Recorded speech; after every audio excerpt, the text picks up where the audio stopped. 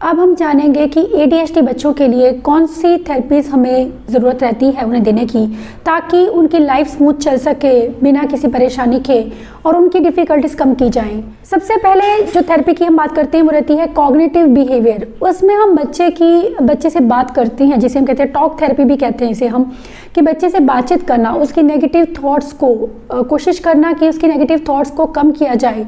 इसके अलावा anger management पे काम करना, क्योंकि इन बच्चों में एग्रेशन बहुत ज़्यादा होता है।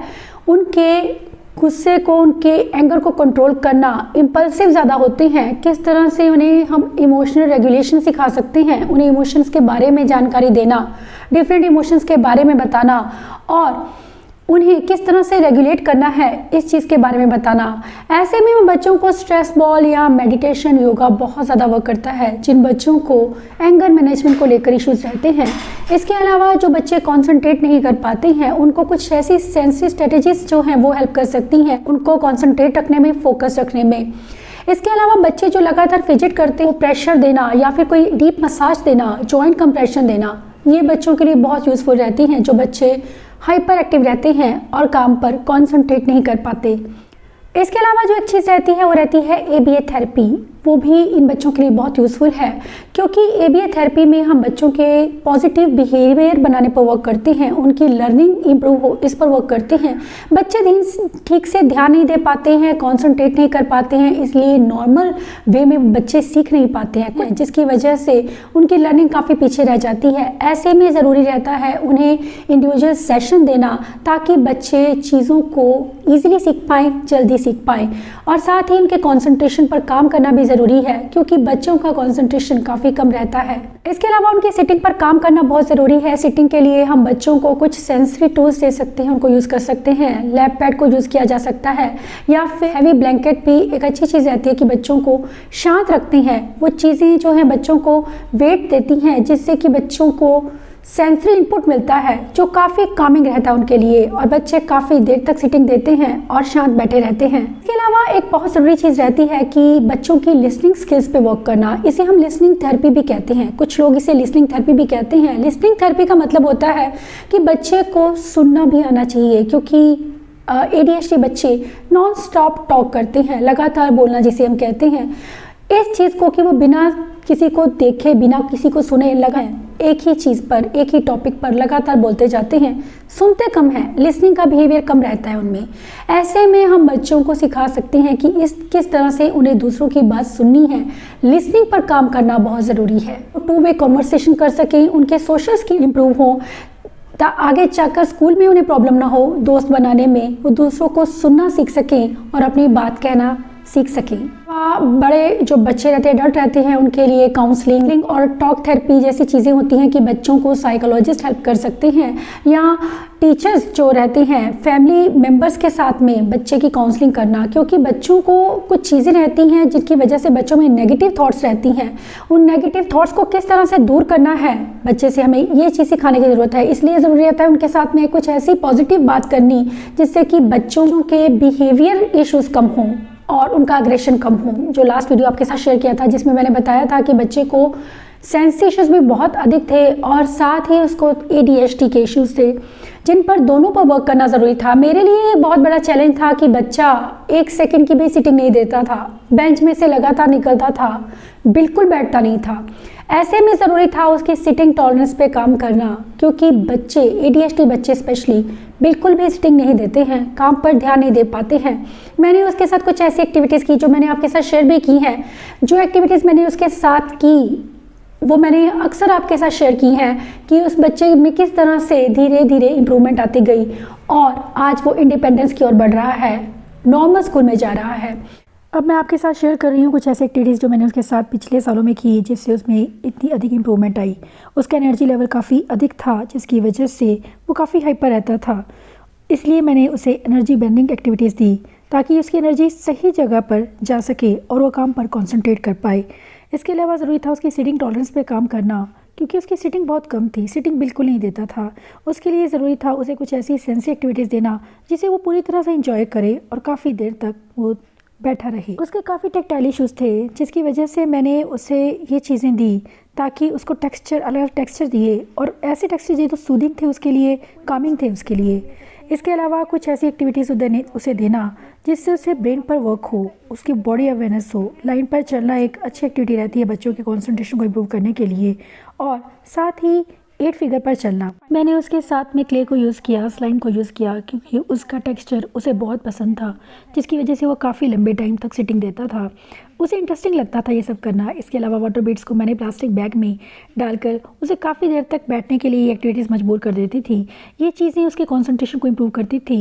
इसके अलावा जब बच्चे वाटर बीड को क्रश करते हैं, इससे उनका स्ट्रेस लेवल भी कम होता है और अग्रेशन भी कम होता है। बच्चे इस चीज़ को बहुत एंजॉय करते हैं। एक फ़न एक्टिविटी की तरह इन चीज़ों को मैंने यूज़ किया उसकी सिटिंग को इम्प्रूव करने के लिए। तो ये एक अच्छी एक्टिविटी जो बैलेंस और कोऑर्डिनेशन में उसको मोटर स्किल्स में प्रॉब्लम थी, फाइन मोटर्स के साथ साथ ग्रॉस मोटर पर काम करना ज़रूरी था मेरे लिए, क्योंकि वो बैलेंस सही से कर नहीं पाता था, जिसकी वजह से मैंने उसे कुछ ऐसी एक्टिविटीज़ दी। इसके अलावा कुछ ऐसी एक्टिविटीज़ उन्हें देना जो ऑर्गेनाइजिंग हो उनके लिए, क्योंकि बच्चे काफ़ी डिस्ट्रक्टिव रहते हैं, चीज़ों को तोड़ते हैं, गिराते हैं। उन्हें कुछ बनाना, ब्लॉक्स के साथ में कुछ बनाना, बिल्डअप करना उनके लिए अच्छी एक्टिविटी रहती है।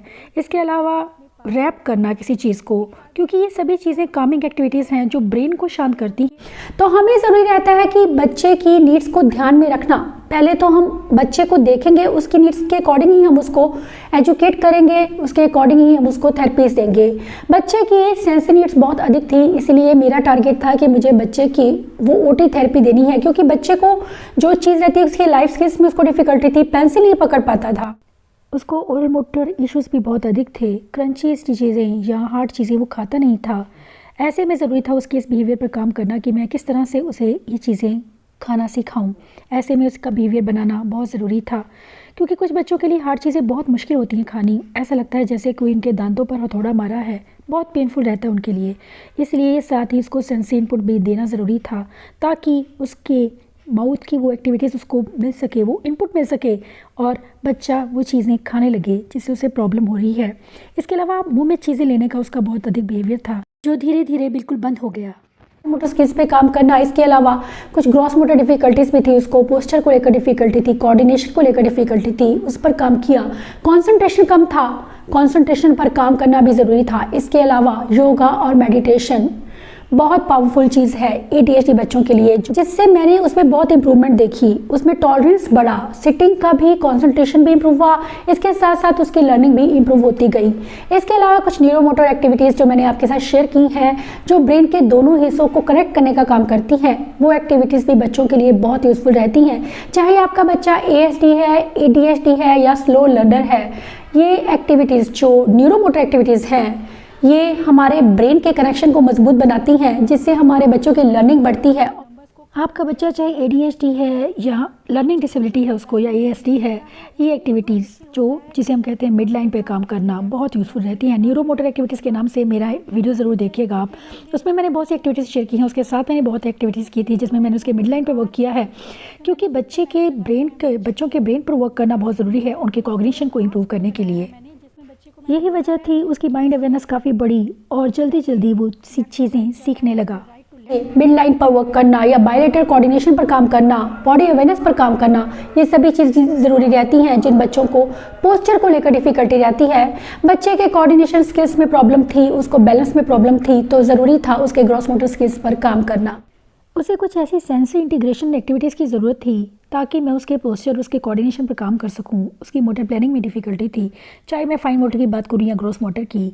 ऐसी कुछ एक्टिविटीज़, उसके बैलेंस को इम्प्रूव करना, वो बिल्कुल भी बॉल पर बैलेंस नहीं बना पाता था। मैंने इस बात का हमेशा ख्याल रखा कि उसे ज़रूरी सेंसरी इनपुट मिलता रहे एक्टिविटीज़ के साथ में, इसलिए मैंने सेंसरी टूल्स को यूज़ किया।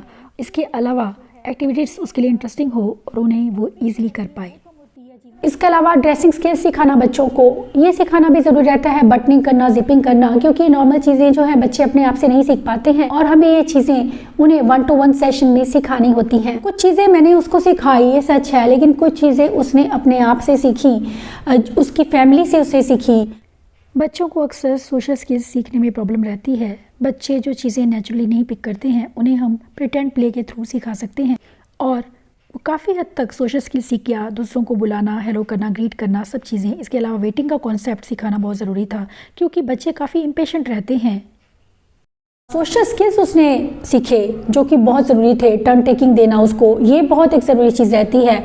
खासकर ADHD बच्चे के साथ में जब आप काम कर रहे हैं, उसे टर्न टेकिंग देना, उसे वेटिंग कॉन्सेप्ट सिखाना, उसकी ज़िद को इतनी अहमियत मत दीजिए, उसको कुछ ढलना सिखाइए कि किस तरह से उसे अपने आप को एडजस्ट करना है डिफरेंट माहौल में। ये चीज़ें जब आप बच्चे के साथ में करते हैं, ये सब पॉजिटिव चीज़ें रहती हैं, उन्हें पॉजिटिव वे में ये चीज़ें सिखाना। इसके अलावा उनके एंगर मैनेजमेंट पे काम करना, इम्पल्सिविटी पे काम करना, वो भी ज़रूरी है। बच्चों को कुछ माइंडफुल एक्टिविटीज़ देना बहुत ज़रूरी रहता है। उन्हें काम डाउन बॉटल्स देना ताकि वो अपने अग्रेशन का कंट्रोल रहे और वो शांत बने रहें। इसके अलावा स्क्वीज़ी बॉल बहुत अच्छा वर्क करती है बच्चों को अग्रेशन से डील करने के लिए। उसको काफ़ी टेक्टाइल इश्यूज़ थे जिसकी वजह से उसे पेन का फील नहीं होता था। बॉडी ब्रशिंग बहुत ज़रूरी थी उसके लिए। इसके अलावा कुछ ऐसी चीज़ें जो मैंने उसके साथ की, उसे बॉल के साथ प्रेशर देना क्योंकि काफ़ी हाइपर था वो, ऐसी चीज़ें उसके लिए बहुत यूज़फुल थी। मसाज देना, हाथों और पैरों को स्पेशली मैं मसाज करती थी क्योंकि उसे वो काफ़ी रिलैक्स रहता था। किसी भी फ्रेग्रेंट लोशन के साथ में अगर आप बच्चे की मसाज करते हैं, या इसके अलावा बच्चे पर वेट, उसे वो प्रेशर देना जिसकी उसकी बॉडी को ज़रूरत रहती है, जिसकी वजह से वो लगातार फिजिट करते हैं। इसके अलावा उसके फाइन मोटर्स को भी लेकर काफ़ी डिफ़िकल्टी थी जिसकी वजह से वो पेंसिल नहीं पकड़ पाता था। मैंने उसके फाइन मोटर पे काम किया, उसको पजल एक्टिविटीज़ दी या कुछ ऐसी एक्टिविटीज़ दी जिससे कि उसके हाथों पर काम हो, उसकी वो ग्रिप बने जो पेंसिल के लिए ज़रूरी रहती है और पेपर पर प्रेशर डालने के लिए भी ज़रूरी है। इसलिए हैंड स्ट्रेंथ पर काम करना भी ज़रूरी था। योगा और मेडिटेशन बहुत इंपॉर्टेंट रोल रहता है इनका। उसको योगा और मेडिटेशन सिखाया। जो बच्चा 1 मिनट की भी सीटिंग नहीं देता था, मैं बहुत हैरान हुई कि काफ़ी देर तक वो योगा के साथ में कंफर्टेबल रहता है और काफ़ी देर तक सीटिंग देता है। अब सीटिंग को लेकर कोई इशू नहीं है। आज मैं उसकी सफलता से बहुत खुश हूँ। मुझे प्राउड फील होता है कि वो मेरा स्टूडेंट है। मैंने कभी इमेजिन नहीं किया था उसमें इतनी इम्प्रूवमेंट आएगी। वो सभी चीज़ें ईज़िली कर पाता है जो उसके लिए बहुत बड़ी प्रॉब्लम हुआ करती थी किसी वक्त, और उन्हें करना नहीं चाहता। चाहे वो सिटिंग की बात करूं या बॉडी बैलेंस की बात करूं या उसकी फिंगर से पेंसिल को पकड़ना और चलाने की बात करूं, या फिर मैं कंसंट्रेशन की बात करूं, जो बच्चा 1 सेकंड भी कहीं पर कंसंट्रेट नहीं कर पाता था। ज़रूरी होता है बच्चों को वो चीज़ें सिखाएं जो स्पेशली ADHD बच्चों में लैक रहती हैं।